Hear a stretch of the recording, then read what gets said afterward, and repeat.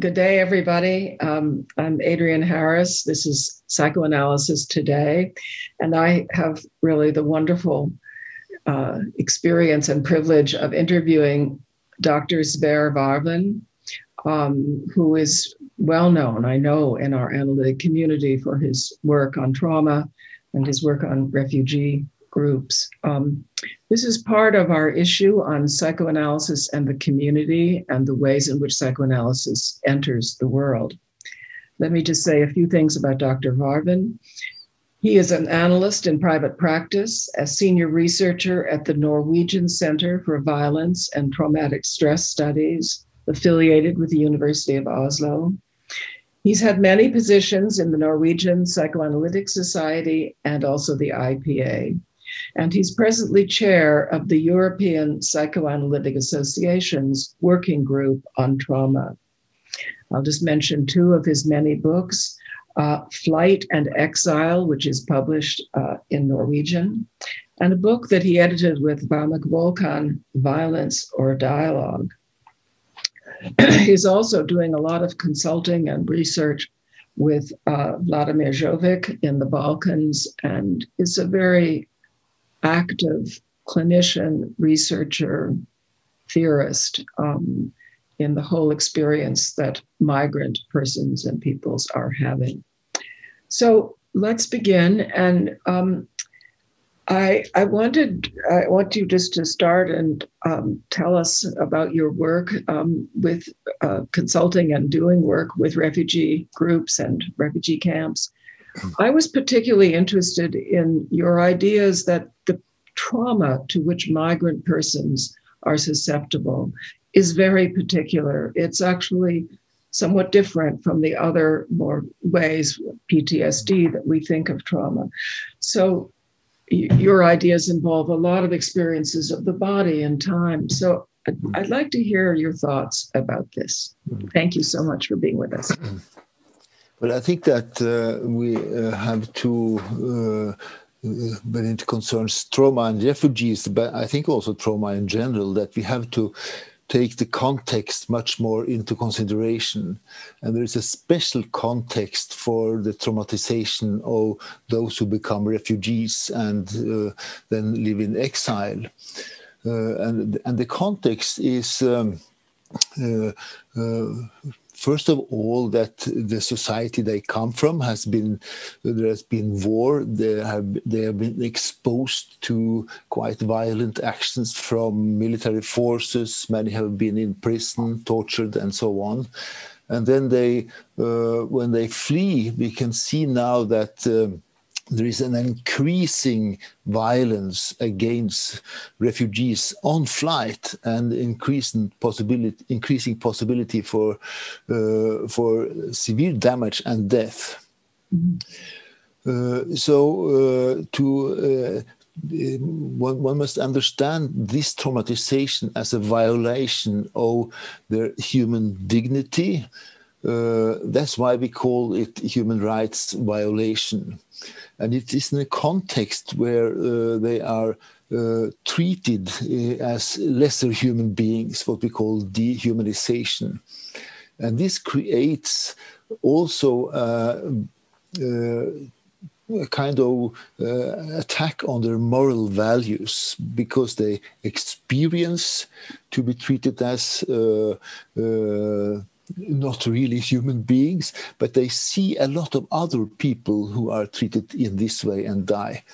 And this causes a very complex reaction, which involves not only the psychological system that we are prepared for when meeting danger, like the fight-flight reactions and what is commonly understood as PTSD, but it's attack on moral values, and it's attack on ability for relations to others, to be safe in relations, and it involves very much the body. Mm. Because the body is have different causes, of course, but very much because they are very isolated in their experience of being traumatized, and the body takes over. And it's a rule that those who are being traumatized in this way, they have bodily pains of different sort for many years, in addition to an increased bodily physical illness. So that it's sort of dangerous to their health, that the idea that this experience would undermine ongoing health and viability. Yes, that's the danger. So, and of course, it's what is the most important in trying to help or help these people is to try to make conditions so that more resilient forces can be put in motion. And these are forces that operate on a bodily level and as well as a mental level. But it's very much dependent on a positive social context. Could you say a little about how, when you talk about building resilience, what are the kinds of practices or things that you have either found are important or helpful or work that actually build resilience in the way you're describing? Well, I think that it's mainly three things. It's that people are in a situation where they can form safe relationships and empathic relationships to others. And the second thing is to give people as much control over their situation as possible, because they have lost almost all control. So when they can do things, they can change things in life, then there is a possibility to build up competence. And the last very important thing is that they have the ability to talk with other people, to try to understand what has happened, what is happening to them now, and how they can think about the future. Because what we have found is that the future in a way disappears because you don't have either the context to plan the future, but not the mental capacities because you are traumatized. It's also interesting to think that the future disappears because the past has also disappeared. Yes. And I'm very taken by your focus on the moral injury of what happens in migration and the undermining of a capacity to believe in the goodness of others. Yes. Is really important. Yes, it's not only the goodness of others, but in the goodness of oneself. I think the concept that was developed by Nederland, I think, on survivor guilt is really important. I think I've found this problem in almost all of my patients who have been traumatized, but it's very often hidden because it's a lot of shame. They were in a situation where close ones, where friends were injured or killed, and they couldn't do anything. And this is something that sits quite deeply in very many. And some are, the whole life is, so to speak, determined by this experience of not being able to help. And a very severe guilt feeling. That seems important to say and to notice. Could you,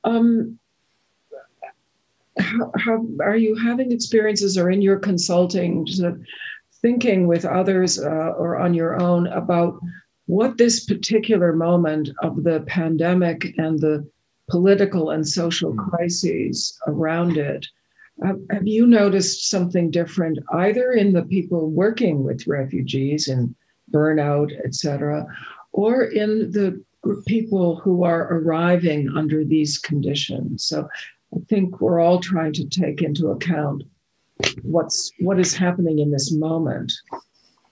Yes, it's very obvious that the COVID-19 pandemic has a severe influence on refugee populations, both during flight and also after they arrive somewhere. We know that they have become more isolated. The help that they need is difficult to get. The organization of refugee camps suffers. So all from food to sanitarian conditions are deteriorating. They are living in tents in the winter cold and really freezing. And what is also been documented quite well now is that there's an increase of violence, especially against women refugees and girl refugees. That has been observed in several refugee camps around the world by UNHCR, the UN Refugee Organization. So it's a great concern now that many are really in need of more humanitarian help, in addition to medical help and so on. I think there was something in the American press about the concern that in particularly young women were sometimes being brought into human trafficking and sex trafficking, and but you're also talking about violence in the refugee camps as well as the particular fate. And in your view, what is being done to address any of this in more, what would be some explicit ways that either it is or isn't being addressed? Well, I think first, generally, the conditions for refugees during flight and in different camps has deteriorated the last years. Now the concern is to try to keep refugees away from the West. And this means that they are put in camps around Europe, for example, North Africa and the Middle East, where the conditions are quite bad. And in this situation, the human smugglers are very much governing the situation, and they cooperate with this organization who are taking women and girls for trafficking and so on. So this is a problem that has increased. So on a general level, of course, the best thing would be then the prevention would be to make generally the conditions better for refugees. But that's not the policy now. So the policy is producing, you can say, human suffering on a very large scale, including that many are kidnapped, so to speak, into trafficking and similar things. Wow. So I guess this makes me wonder about the impact of all this on the healthcare workers, people like yourself and the people that you're, train, and how are people who are actually the either the psychological or physical healthcare workers, how are people managing in this moment, which sounds so catastrophic? Yes, and that is actually a big problem, because it's because of the COVID, the support that one usually could do by traveling to where they work in the refugee camp and give supervision or support and so on is no longer possible. But it's lots of things going on online, or support groups and so on.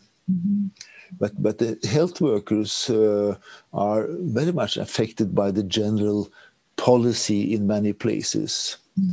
where the conditions of the refugees are really appalling many places, and it's very hard to work there.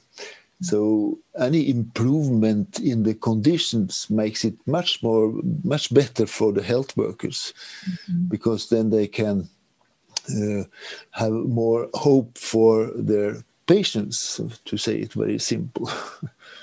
It's interesting. I had this association when I was just listening to you talk about this paper that Sam Gerson wrote, When the Third is Dead, and he's describing a British nurse going into the opening of a concentration camp and seeing people in such misery, but you couldn't really speak to them. You just had to sit by their side and rock with them in a very attempting to join them in this somatic bodied way.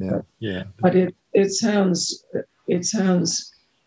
horrifying, both for the refugee, but also for anybody trying to actually would take care of them. Absolutely, yes, and for people like this, they are those who are in concentration camps and similar things.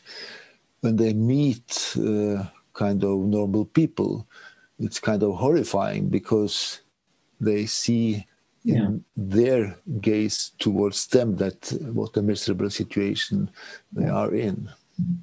And that's a general problem, of course, which makes it very difficult for severely traumatized to ask for help. Because the gaze that you get back is so full of horror. Yes, and you realize what bad condition you are in. And this not only how you look, but how you look inside, so to speak.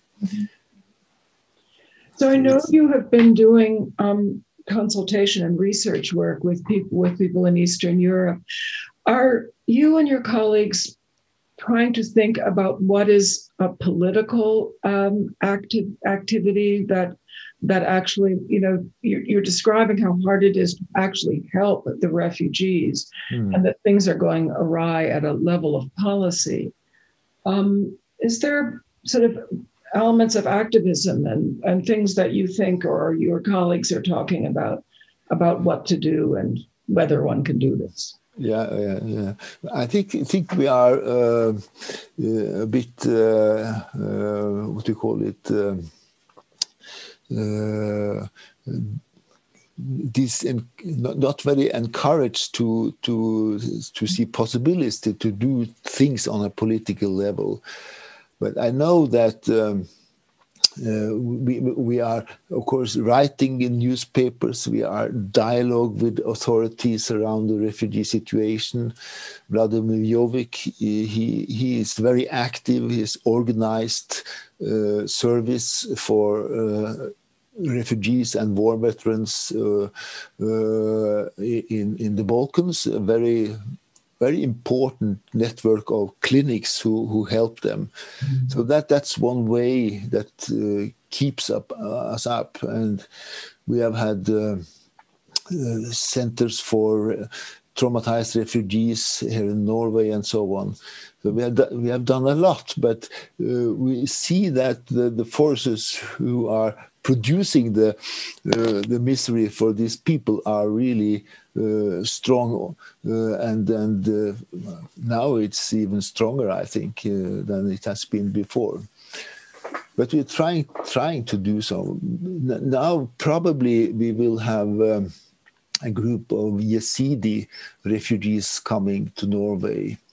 And we have done research on Yazidis in Kurdistan, Iraqi Kurdistan, interview these that's women and children who have been imprisoned by the IS, ISIS, have been in slavery, sexual slavery, you name it. It's really terrible. And then we try to inform the healthcare system about the special condition for this group, about the religion and the tradition, what they have been through, what is the best way to help them, and so on. And these are they are very much affected on a bodily level, these women. What I was thinking about was that when you are also, though, providing assistance and advice to the people doing the clinical work with such persons, and it's both somatic and it's so deeply unconscious and psychological, and it seems like it's such an important intervention. But it's actually making me worry about something that I tried to write about, which is the difficulty that analysts and healthcare workers have in taking care of themselves. Yeah. And so you're describing a situation that's so arduous and so morally unsettling to encounter that I think I'm thinking about the cost to the healthcare worker, to the analyst, to the clinician in this regard. Yes, and of course we can see that many who are working in this context, they are kind of driven. They don't give themselves rest. You have to say to people, you have to go on vacation. You should stop now, because people are very concerned, and you feel guilt, of course, when you are in a good condition relatively yourself, and then you see people are suffering so much. And this is a special countertransference, you can say, that you have to work in when you're helping people. It's such an important point, and yet it's so hard for us as a profession to be self-caring as well as much. Wow, this is a lot to absorb. But really, I think for you to be telling us this and giving us a kind of vision into what is happening to refugees, to healthcare workers, to our culture and to our world, I just am very grateful to you. And it's a lot of very painful things to absorb. And I think it's sort of how do we maintain our moral compass with so much terrible disarray? Is it, how do we help others, but how do we also stay healthy? Yes, I think that's really important. Self-care, and to really have kind of backing. For me, it's family. Yes. Yeah. And music. So. Thank you so much for this interview. This was really helpful, and I think it will really open a lot of information to our community. And I'm just very grateful for you taking the time. And thank you. Thank you very much.